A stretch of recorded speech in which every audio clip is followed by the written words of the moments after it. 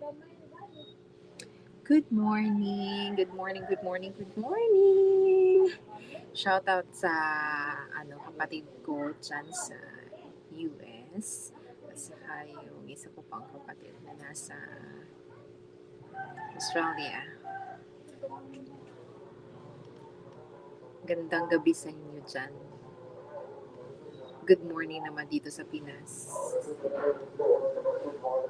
So yung babasahin natin ngayon is regarding sa isang sensitive na kasi marami akong naririnig na ganitong may problema. It's all about endometriosis. Tingnan natin kung ano yung mga dahilan at saka ano yung mga treatment.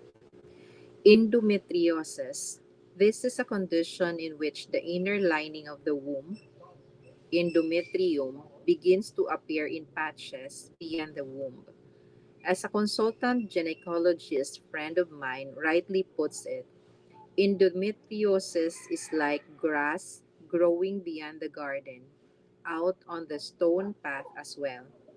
Although the endometrium looks bulky, its tissue, it's fragile and delicate, like candy flush or cotton wool, and can float around easily. Sometimes small pieces of endometrial tissue break away and float backwards or upwards through the fallopian tubes into the abdominal cavity, settling on whatever tissue they meet first. Patches are often found in the small pouch area behind the uterus.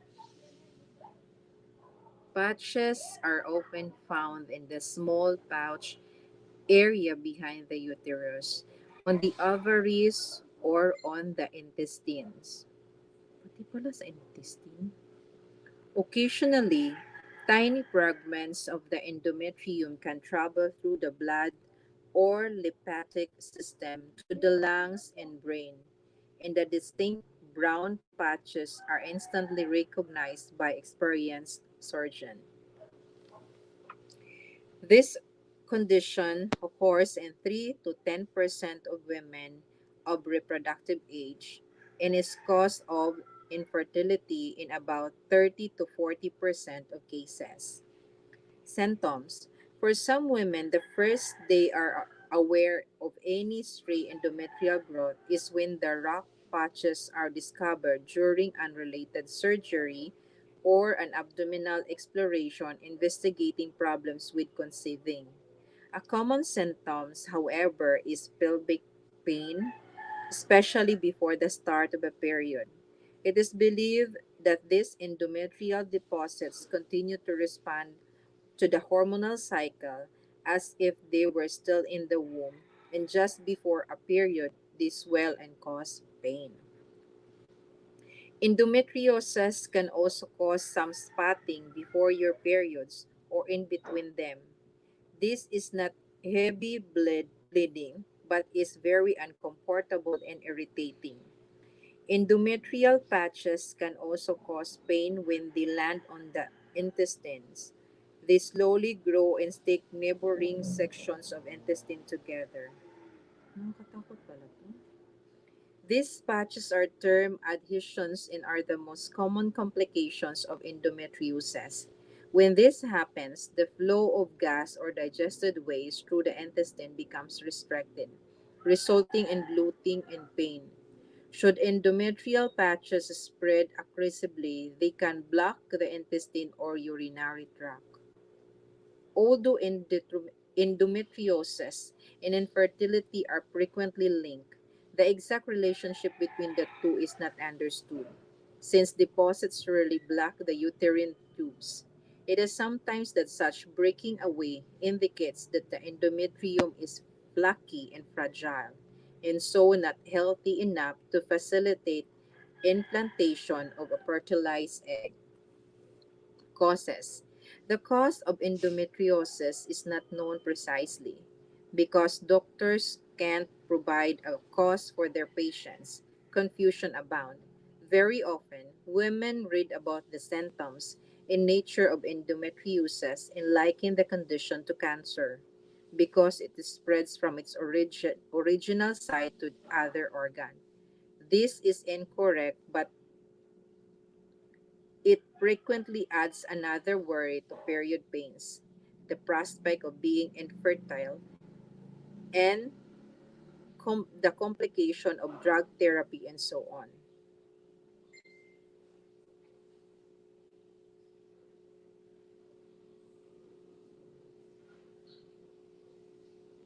Very often read about the symptoms and nature of endometriosis and liken the condition to cancer because it spreads from its original site to other organ.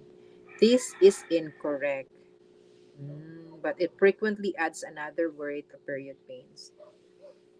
Treatment to relieve pain, diet. In my opinion, a number of factors contribute to the pain, as no single reason can satisfy the criteria. Mechanical reason is the most logical explanation. Abdominal gas tends to increase premenstrually due to pelvic congestion, increased blood flow to the pelvic area. This extra fluid applies pressures on the walls of the rectum and flattens it, obstructing the passage of wind or gas that it formed routinely in the intestine and habitually eliminated. This gas can build up and later stretch the abdominal wall, which leads to pain in the tendons attached to the pubic bone. Reducing gas formation helps reduce such pain. So cut out from your diet anything that encourages abdominal gas. The worst dietary culprits are fizzy drinks, vegetables and cereals high in the insoluble fibre, roughage,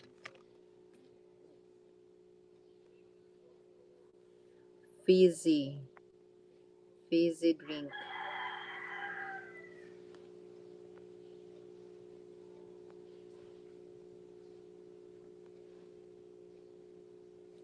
fizzy drink, and also insoluble fibre,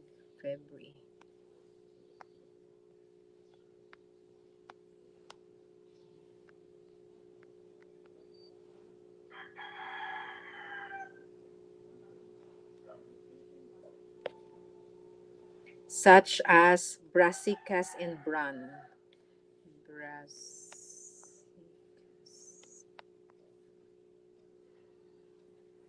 brassicas and bran.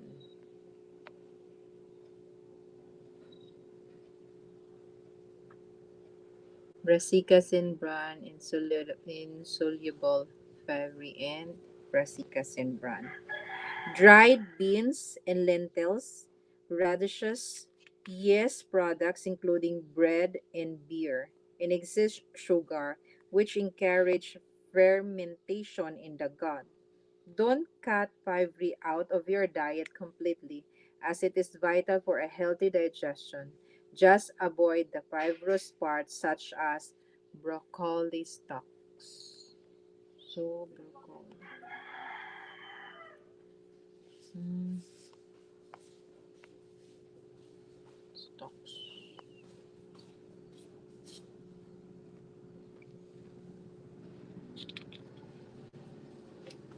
Other forms of pain relief.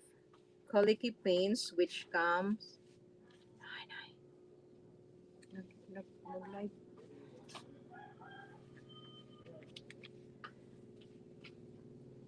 Colicky pains, which come and go in waves, can be treated with acupuncture or homotherapy. Use 2 to 3 drops of belladonna tincture in water or with antispasmodic drugs as your physician. A condition in unabating pain which might be dull or severe is very effectively A contagious and unabating pain which might be dull or severe is very effectively eased by a specific form of massage. I use this to treat any generalized abdominal pain. Treatment to curtail the spread. Whenever the cause of cause of a disease or condition is not known. A general treatment to improve the well being and self regulations of the body's function is always recommended. Lifestyle therapy, incorporating neck and massage and specific therapeutic yoga, keeps the body's function on track. The endometrium responds to the female hormones. It no longer becomes a problem after the menopause. So conventional medical treatment is counteract estrogen levels with androgen. However, this can be quite drastic. A drop in estrogen level can lead to osteoporosis, and periods may stop, and hair growth on the face can be an embarrassing symptom.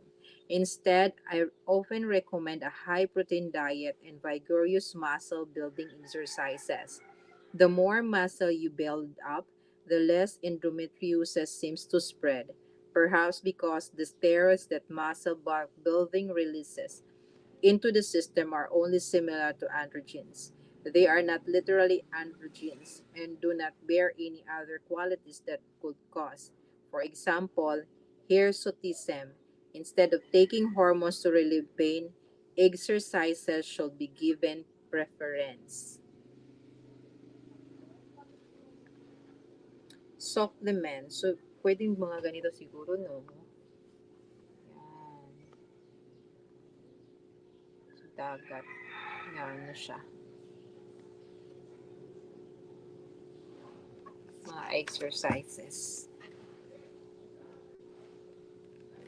Jumping rope. Supplements. Zinc, linked to regulating hormonal function. Shilajit, a vitamin-like rock found in the Himalayas. This is rich in magnesium, zinc, and other minerals. It is used traditionally to regulate hormonal function. Male monkey and legend has it. Dragons link this mineral compound before mating. Using this for endometriosis helps to regulate the spread of this potentially aggressive condition.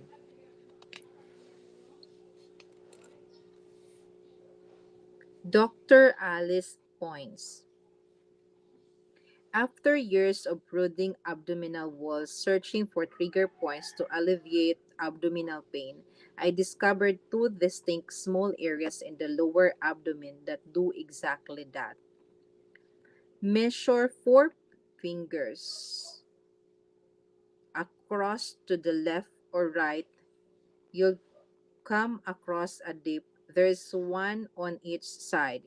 You can sink your index finger slightly into the abdominal wall.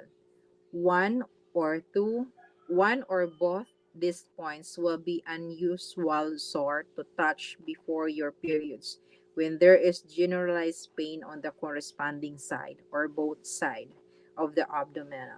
The soreness is so distinct that if you move just a few millimeters away from the dip, it cannot be felt. Ito yan. Ito yung mga points. Kung makikita niyo yung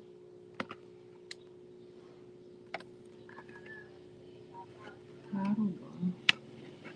Ito siya yun eh.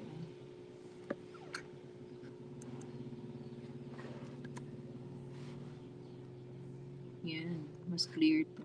Ito.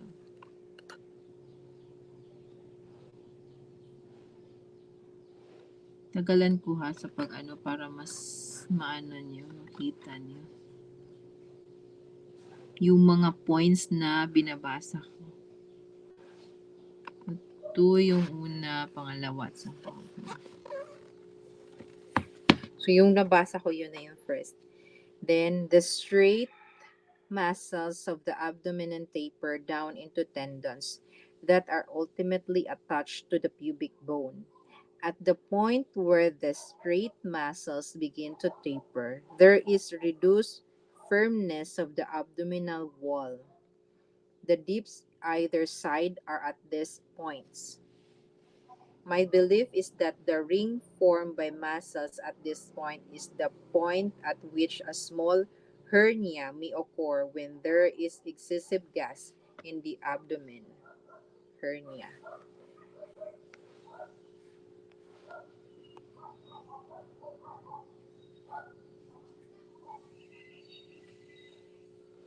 The peritoneum, the protective sac enclosing the abdominal organs.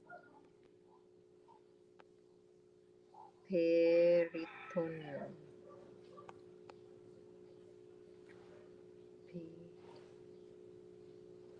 Peritoneum.